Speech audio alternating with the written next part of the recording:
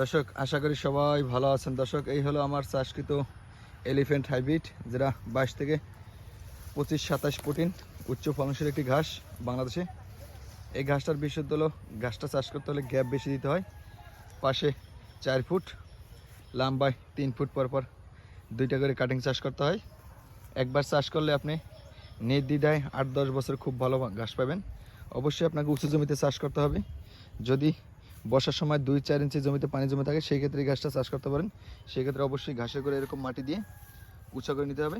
যেমন 30 দিনের মাথায় বা 20 দিনের মাথায় 15 দিনের মাথায় আপনি আগাছা পরিষ্কার না করে ঘাসে করে এভাবে মাটি দিয়ে উঁচা করে নেবেন, তাহলে দ্রুত বৃদ্ধি পাবেন এবং দ্রুত ফলন আসবে। দর্শক দেখেন, খুব ভালো মানের ঘাসের কাটিং।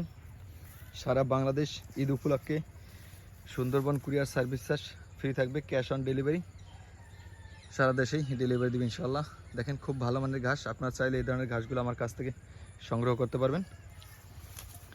দেখেন দর্শক, এক মাসে কাটে গেলে আর এক মাস রেডি হয়ে যায়। এই হলো ঘাসের বিশেষত্ব।